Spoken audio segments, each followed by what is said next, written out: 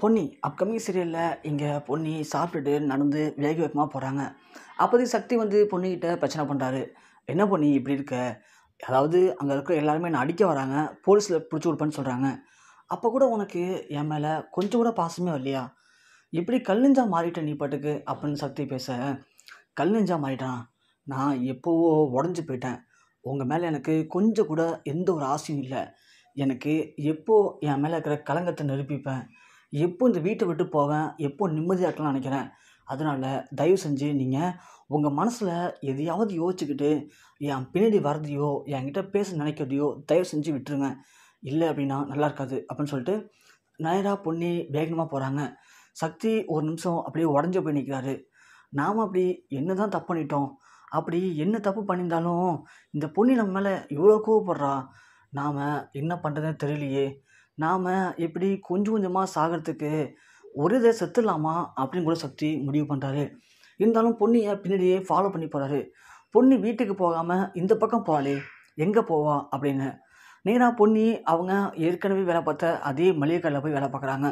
மளிகை கடைக்கு உள்ளே போனதுமே அண்ணாச்சி சொல்கிறாரு, மாமா பொன்னி என்னம்மா லேட் ஆகிடுச்சா அப்படின்னு கேட்குறாங்க. ஆமாண்ணே, பஸ்ஸெலாம் ஒரே கூட்டம் அதானே அப்படின்னு சொல்கிறாங்க. சரிம்மா, இந்த ஆர்டரில் இருக்கிற எல்லா ஜாமானையும் போட்டு வை, நான் கொஞ்சம் வெளியே போய்ட்டு வந்துடுறேன் அப்படின்னு சொல்லிட்டு அந்த அண்ணாச்சி கடையை விட்டு வெளில போகிறாரு. அதை பார்த்து சக்தி திரும்ப அடுத்த நாள் போயிட்டு அந்த அண்ணாச்சிட்ட வேலை கேட்குறாரு. அண்ணா, எனக்கும் இந்த கடையில் எதுனா வேலை இருந்தால் தரீங்களா அப்படின்னு கேட்க, அவர் உடனே பார்த்துட்டு, என்னப்பா பார்க்கறதுக்கு ரொம்ப டீசெண்டாக இருக்க, நீ போய் மளிகை கடை வேலை பார்க்க போறியா? என்னப்பா எதுவும் ப்ராங்க் பண்ணுறீங்களா அப்படின்னு கேட்க, அண்ணா அதெல்லாம் இல்லைண்ணே, என் வாழ்க்கையே ரொம்ப கஷ்டத்தில் போயிட்டுருக்கு. எனக்கு இப்போதைக்கு இந்த வேலை ரொம்ப ரொம்ப முக்கியமான வேலைண்ணே. அதனால் எனக்கு கொஞ்சம் பெரிய மனசு பண்ணி உங்கள் கடையில் ஒரு வேலை போட்டு கொடுத்தீங்கன்னா ரொம்ப புண்ணியமாக இருக்குண்ணே அப்படின்னு சொல்லி சக்தி பேச, உடனே அந்த அண்ணாச்சி சொல்கிறாரு, இல்லைப்பா ஏற்கனவே என் கடையில் 2 பசங்க வேலை பார்க்குறாங்க, இப்போ ஒரு பொண்ணு வேலைக்கு சேர்த்துருக்கேன், 3 பேர் இருக்காங்கப்பா. அந்த 3 பேர் தாண்டி எனக்கு ஒன்றும் பெருசாக வருமானம் வரப்போகிறது இல்லை. அதனால் நீ வேலைக்கு வச்சுட்டு உனக்கு சம்பளம் கொடுக்கணும், ரொம்ப கஷ்டமாக இருக்கும்ப்பா. அதனால் நீ இந்த பக்கம் நிறைய கடை இருக்குது, போய் கேட்டு பாரு போ அப்படின்னு சொல்ல, அண்ணன் அண்ணன் அண்ணன் ப்ளீஸ்ண்ணே, எனக்காக ஒன்று பண்ணுறேண்ணே. இப்போது கடைசி ஒரு பொண்ணு வேலை சேர்த்துன்னு சொன்னீங்களே, அந்த பொண்ணுக்கு என்ன சம்பளம் தரீங்களோ அதை விட கொஞ்சம் கம்மியாக வேணும் தாங்க, ஒன்றும் பிரச்சனை இல்லைண்ணே. ஆனால் வேலை மட்டும் இல்லைன்னு சொல்லிடாதீங்கண்ணே ப்ளீஸ்ண்ணே அப்படின்னு சக்தி கெஞ்சவும், உடனே அந்த கடைக்காரர் சொல்கிறாரு, என்னப்பா பார்க்கறதுக்கு பெரிய எடுத்து பையன் மாதிரி இருக்க, உன்னை பார்த்தாலே தெரியுது, நீ போய் இப்படி பேசுறதெல்லாம் பார்க்கும்போது எனக்கு ரொம்ப கஷ்டமாகவும் இருக்குது, கொஞ்சம் வித்தியாசமாகவும் இருக்குது. சரிப்பா நீ சொல்கிற, அதனால் நான் உனக்கு வேலை தரேன், சரி நாளையிலேருந்து வந்து நீ வேலைக்கு சேர்ந்துரு அப்படின்னு சொல்கிறாங்க.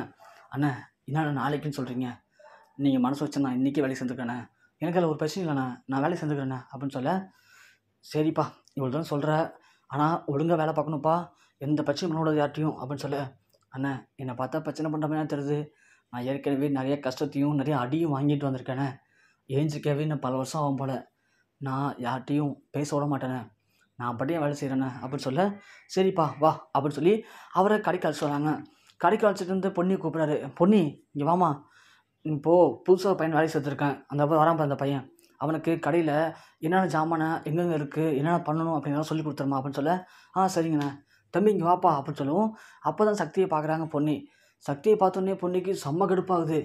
இவர் ஏன் இங்கே வந்து கிட்டக்க போயிட்டு, உங்களுக்கு என்னங்க பிரச்சனை, ஏங்க இங்கே வந்தீங்க அப்படின்னு கேட்க, மேடம் நான் வேலைக்கு கேட்டேன், வேலைக்கு சேர்த்துருக்காங்க, நானும் இதை வேலை பார்க்க போகிறேன் அப்படின்னு சொல்லவும், இங்கே பொன்னி ஒன்று, அண்ணன் இவரை பார்த்தா பெரிய இடத்து பையன் மாதிரி தெரியுதானே, இவர் விலங்க வேலை பார்ப்பாரா? அம்மா அதுதான் நானும் சொன்னேன், பாவம் அந்த பையன் ஏதோ கஷ்டம்னு சொல்கிறாப்புல, சேர்த்துக்கம்மா பார்த்துப்போம் அப்படின்னு பொன்னிக்கிட்ட சொல்கிறாங்க. பொன்னியும் வழி இல்லாமல் சரி வாங்க அப்படின்னு சொல்லிட்டு போகிறாங்க. போயிட்டு இது கடலப்பருப்பு, இங்கே இருக்கிறது உளுத்தம்பருப்பு அப்படிங்கிற மாதிரி அந்த பொருளெல்லாம் சொல்கிறாங்க. அதுக்கு சக்தி ஒன்று, இந்த பொருளெல்லாம் ஞாபகம் வச்சு நான் என்னங்க பண்ண போகிறேன், எனக்கு உங்ககிட்ட பேசணும், உங்கள் மனசு இடம் பிடிக்கணும், அது மட்டும்தான் அப்படின்னு சொல்ல, இங்கே பாருங்கள் ஒழுங்காக வேலைக்கு வந்தீங்கன்னா வேலையை பாருங்கள், இல்லைன்னா நான் ஓனர்கிட்ட சொல்லிவிடுவேன் அப்படின்னு சொல்லவும், சொல்லுங்கள் ஏன் அப்பயாச்சும் அவராச்சும் என் மனசை புரிஞ்சுக்கிறான்னு பார்ப்போம் அப்படின்னு சக்தி இங்கே பேசிகிட்டு இருக்காரு. பொன்னிக்கு ஒரு பக்கம் இரிட்டேட்டிங்காக இருக்குது, இன்னொரு பக்கம் பொன்னி யோசிக்கிறாங்க, பாவம் எவ்வளோ பெரிய குடும்பத்து பையன் நமக்காக எவ்வளோ இறங்கி வந்துட்டாரே, உண்மையாகவே அவர் இப்போ மாறிட்டுப்பாரோ அப்படிங்கிற மாதிரி பொன்னி யோசிக்கிறாங்க. ஸோ இதெல்லாம் முடிஞ்சு சக்தி பொழுதுக்கு வீட்டுக்கு போகிறாரு. ஏற்கனவே அங்கே வந்த லோடு கீழே இறக்கிட்டு ரொம்ப டயர்டாக சக்தி வந்திருக்காரு. அதை பார்த்த பிரீத்தி, சக்தி ரொம்ப டயர்டாக போகிறாரு வீட்டுக்குள்ளே, அவருக்கு போய் காஃபி கொடுத்து கரெக்ட் பண்ணி பார்க்கலாம் அப்படின்னு சொல்லிட்டு காஃபி எடுத்துகிட்டு உள்ளே போகிறாங்க. உள்ளே போய் சக்திகிட்ட பொறுமையாக உட்காந்து நிதானமாக அவர்கிட்ட கொஞ்சம் எக்ஸ்ட்ராவாக அக்கறை எடுத்து பேசுகிறாங்க. வலிஞ்சு வலிஞ்சு பேசுகிறாங்க. தோள் மேலாம் கை வைக்கிறாங்க. என்ன சக்தி டயர்டாக இருக்கா, நான் தலை தச்சுடவா அப்படிலாம் கேட்குறாங்க. அப்போதைக்கு சக்திக்கு பொன்னி அந்த பக்கம் வரதை பார்த்துட்டு சக்தியும் சரி ஓகே பொன்னி வரா, இப்போதைக்கு பிரீத்தி கொஞ்சம் ஓவர் ஆக்டிங் பண்ணிகிட்ருக்கா, அது அப்படியே இருக்கட்டும், பொன்னி அதை பார்த்து கொஞ்சம் கோவப்படலான்னு பார்ப்போம் அப்படின்னு இங்கே சக்தியும் அமைதியாக இருக்க பொன்னி அதை பார்த்துட்டு கொஞ்சம் டென்ஷன் ஆகுறாங்க. இன்னும் அந்த பிரீத்தி ரொம்ப ஓவராக போயிட்டுருக்கா சக்திகிட்ட அப்படின்னு சொல்லிட்டு உடனே உள்ளே வந்து அவங்க டக்குன்னு ஒரு பொருளை கீழே போகிற மாதிரி கீழே போகிறாங்க. அதை பார்த்து டக்குன்னு பதறடிச்சு பிரீத்தி எந்திரிக்க உடனே பிரீத்தி என்ன பண்ணீங்க அப்படின்னு கேட்க கை தவறி தண்ணி கீழே வந்துருச்சு அப்படின்னு சொல்கிறாங்க. அதுக்கே இங்கே வந்தீங்க நீங்கள் அப்படின்னு கேட்டவுடனே சக்தி உடனே நான் தான் பிரீத்தி தண்ணி எடுத்து சொன்னேன் பொன்னி தண்ணி கொடு அப்படின்னு சொல்லுவோம். டக்குன்னு பொன்னி ஒன்று கொடுக்குறாங்க. கொடுத்துட்டு பொன்னி டக்குன்னு போகிறத பார்த்த சக்தி உனக்கு என்ன பிரீத்தி வேணும் அப்படின்னு கேட்கும். இல்லை சக்தி இவ்வளோ பேசிட்டு இருந்தோமே போதும் எனக்கு தலைவலியாக இருக்கு, நீ கொஞ்சம் வெளில போறியா அப்படின்னு சொல்கிறாங்க. உடனே பொன்னி மேலே போயிடுறாங்க. சக்திக்கு புரியுது அப்போது பொன்னிக்கு இப்போ கூட நம்ம மேலே பொசிஷன்ஸ் இருக்குது, அப்போது வேணும்னு உள்ளுக்குள்ளே ஆசையும் பாசம் வச்சுக்கிட்டு வெளியில் நடிச்சிட்ருக்கா, இவளை மட்டும் நம்ம இன்னும் கொஞ்சம் சரியாக ஃபாலோ பண்ணி அவளுக்கு பிடிச்ச மாதிரி விஷயங்களை பண்ணால் கண்டிப்பாக அப்பா சொன்ன மாதிரி பொன்னி நம்மளை முழுசாக ஏற்றுப்பா அப்படின்னு நம்பிக்கை சக்திக்கு அப்போ தான் வருது. ஆனால் என்ன பண்ணுனா இப்போது பொன்னியை இம்ப்ரெஸ் பண்ண முடியும் அப்படிங்கிற மட்டும் தெரியலையே அப்படிங்கிற மாதிரி சக்தி யோசிச்சுட்ருக்காரு. அப்போ தான் உடனே சக்தி மேலே போகலான்னு சொல்லிட்டு மேலே போகிறாரு. பார்த்தா பொன்னி அவங்க அம்மா ஃபோட்டோக்கு முன்னாடி வந்து அழுதுட்ருக்காங்க. அம்மா எனக்கு இப்போது இங்கே இருக்கவே பிடிக்கலம்மா, எல்லாமே தப்பாக நடக்குது, என்ன எல்லாருமே தப்பான பொண்ணை நினைக்கிறாங்க, நீ மட்டும் என் கூட இருந்திருந்தானா இவங்களாம் இப்படி நினப்பாங்களாம்மா, உனக்கு தெரியலம்மா என்னை பற்றி நான் எந்தளவுக்கு நல்ல பொண்ணுன்னு சொல்லிட்டு அப்படிங்கிற மாதிரி பொன்னி பேசிகிட்டு இருக்காங்க. அது மட்டும் இல்லாமம்மா இந்த வீட்டு மாப்பிள்ளை சுந்தரம் அவர் எவ்வளோ மோசமானவர், அவர் தான் அதுவும் காரணம்னு எனக்கு தோணிகிட்டே இருக்குது, ஆனால் அவரை பற்றின எந்த ஒரு ஆதாரமும் எனக்கு கிடைக்க மாட்டேதுமா, அதனால் அவரும் தப்பிச்சிடுறாரு, ஆனால் அந்த ஆதாரம் மட்டும் ஏதாவது எனக்கு கிடச்சிது அப்படின்னா கண்டிப்பாக நான் எந்த ஒரு தப்பும் பண்ணலை அப்படிங்கிறத நிரூபிச்சுட்டு இந்த வீட்டை விட்டு வெளில போயிடுவோமா அப்படிங்கிற மாதிரி பொன்னி பேசுறது கேட்க சக்திக்கு ஒரே ஷாக்கிங்காக இருக்குது. அப்போது பொன்னி சொல்ல மாதிரி மாமா தான் இந்த பிரச்சனைலாம் காரணமாக இருப்பாரா, மாமா பிரச்சனை காரணம்னா எப்படி மாமா கண்டுபிடிக்கிறது அப்படிங்கிற மாதிரி சக்தி ஒரு யோசனையாக இருக்கார். யோசனையோட அப்படி போய் படுத்து தூங்குறாரு. அடுத்த நாள் காலைல எழுந்திரிச்சு மாமாவை ஃபாலோ பண்ணால் என்ன அப்படிங்கிற மாதிரி நினைக்கிறார் சக்தி. அதே மாதிரி மாமாவை ஃபாலோ பண்ணுறாரு. ஸோ எடுத்தோடனே அவர் காலைல எழுந்துச்சி ஆஃபீஸ் போகிறாரு, அந்த ஸ்டூடியோக்கெலாம் போகிறாரு. போயிட்டு அதுக்கப்புறமா அவர் வண்டி எடுத்துகிட்டு தனியாக போகிறாரு. போகிறதா ஃபாலோ பண்ணிகிட்டே போகிறாரு சக்தி. இவர் எங்கே போகிறாரு அப்படின்னு சொல்லிட்டு பார்த்தா நேராக சம்மந்தமே ஒரு இடத்துக்கு போய்ட்டு ஒரு வீட்டுக்குள்ளே போகிறாரு. யார் வீடு இது, மாமா எதுக்கு எங்கே போகிறாரு, என்னவா இருக்கும் அப்படின்னு பார்த்தா அங்கே தான் சுந்தரம் நேராக போயிட்டு அன்றைக்கி அந்த கல்யாணத்துக்கு வந்த ஆர்டிஸ்ட் 2 பேருமே அங்கே தான் இருக்காங்க. அவங்கள்ட்ட போயிட்டு இந்தாங்க இந்த மாதத்துக்கான உங்களுக்கு சம்பளம் பண்ண மாதிரி, ஸோ இதை வச்சு வீட்டு வாடகைலாம் கொடுத்துருங்க, மளிகை சாமான் ஆர்டர் பண்ணிக்கங்க, ஆனால் இன்னும் ஒரு 2 மாதம் வரைக்கும் நீங்கள் வீட்டை விட்டு வெளியிலேயே வரக்கூடாது, இன்னும் ஒரு 2.5 மாதம் வரைக்கும் அந்த கணக்கு இருக்குது, அந்த கணக்கு மட்டும் ஒரு 2.5 மாதத்துக்கு அப்புறம் முடிஞ்சிச்சு அப்படின்னா நீங்கள் சந்தோஷமாக எங்கே வேணும் போகலாம், உங்களுக்கு ஒரே தெரியாக செட்டில் பண்ணி அமுச்சு விட்ருவேன், ஓகேவா, அது வரைக்கும் நான் சொல்கிறது கேளுங்க, அது வரைக்கும் நீங்கள் 2 பேரும் எங்கேயுமே போகக்கூடாதுன்னு சொல்லி பேசுகிறாரு. யாரா அந்த 2 பேருன்னு சொல்லி சக்தி திரும்பி பார்த்தா அப்போ தான் தெரியுது அந்த ஆர்டிஸ்ட் 2 பேருமே. ஸோ அப்போ தான் சக்திக்கு எல்லாமே புரியுது. பொன்னி சொல்கிற மாதிரி சுந்தர மாமா தான் அந்த 2 பேரும் செட் பண்ணி இங்கே அமுச்சிருக்காரு, அவருடைய பிளானிங் படி தான் அந்த கல்யாணம் நின்று இருக்குது.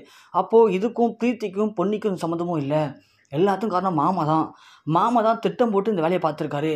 இவருக்கே அந்த கேவலமான புத்தி அப்படிங்கிறது சக்திக்கு புரியவே இல்லை. டக்குன்னு சக்தி எல்லாத்தையும் அப்படி வீடியோ எடுக்க நினைக்கிறாரு. வீடியோ எடுத்துகிட்டு உடனே எதுவுமே தெரியாத மாதிரி வெளில வந்துடுறாரு. சுந்தரமும் அவங்கள்ட்ட கொஞ்ச நேரம் பேசிட்டு நேராக வீட்டுக்கு போகிறாரு. வீட்டுக்கு போனவுடனே சக்தி நேராக வீட்டுக்கு போகிறாரு.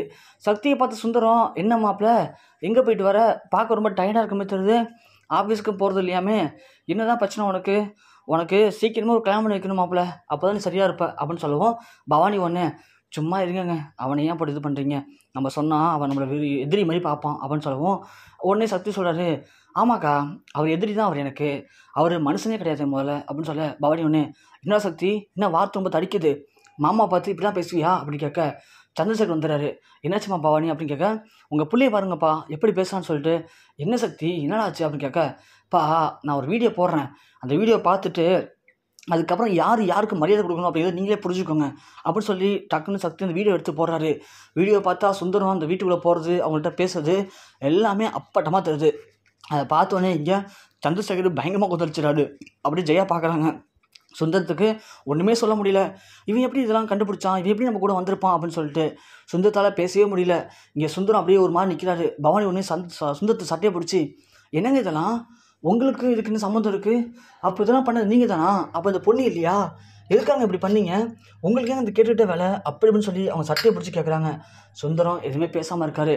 உடனே சக்தி சொல்கிறான், என்னக்கா என்ன உன் புருஷன் ஒன்று அப்படியே அமைதியாக கேட்குற, இதே என் பொண்டாட்டி இன்னைக்கு தப்பு பண்ணிட்டான்னு சொன்னோன்னே எல்லாம் எப்படி கொந்துச்சு பேசுனீங்க, எவ்வளோ அசிங்கப்படுத்துனீங்க, வீட்டோட வெளியே போக சொன்னீங்க, இப்போது உன் புருஷன் தான் எல்லா தப்பும் பண்ணியிருக்கான் அப்படின்னு தெரிஞ்சு போச்சு, இப்போ என்ன பண்ண போகிற உன் புருஷனை, என்னக்கா பண்ண போகிற சொல்லுக்கா அப்படின்னு சொல்லவும் இங்கே பவானி ஒன்றுமே பேச முடியாமல் அப்படியே அசிங்க தாங்காமல் கத்திரி அழுகுறாங்க. ஒரு பக்கம் ஜெயா அப்படியே வாயை மூடிட்டு நிற்கிறாங்க. என்னம்மா இப்போ மட்டும் பேசாமல் இருக்கீங்க, இதே என் பொண்டாட்டி பண்ண தப்பு, உங்கள் வீட்டு மாப்பிள்ளை பண்ண தப்பு இல்லையா, இப்போது நீங்கள் மட்டும் ஒரு முடிவு சொல்லு அப்படின்னா நான் இப்போயே போலீஸுக்கு கால் பண்ணி இவரை போலீஸில் பிடிச்சி கொடுத்துருவேன் அப்படின்னு சொல்லவும் இங்கே ஜெயாவும் அழுகுறாங்க, பவானி அழுகுறாங்க. பவானி ஒன்று, சக்தி விட்டுறா சக்தி, என்னதான் இருந்தாலும் என் புருஷன்டா, இருந்தாலும் என் வாழ்க்கை போயிண்டா அப்படின்னு சொல்லி அழுகுறாங்க.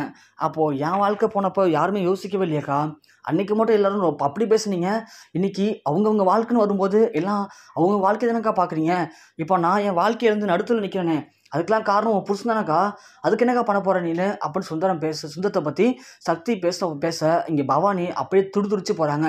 பொன்னி பார்க்குறாங்க, சே சக்தியை நாம் தப்பாக தான் புரிஞ்சுக்கிட்டோம், சக்தி நமக்காக எல்லா உண்மையும் கண்டுபிடிச்சி இன்றைக்கி அவங்க குடும்பத்தையே லெஃப்ட் அண்ட் ரைட் வாங்கிட்டு இருக்காரு, ஸோ இவர் தான் நமக்கு ஏற்ற புருஷன் அப்படின்னு சொல்லிட்டு பொன்னி அப்படியே பார்த்துட்டு அமைதியாக நிற்கிறாங்க.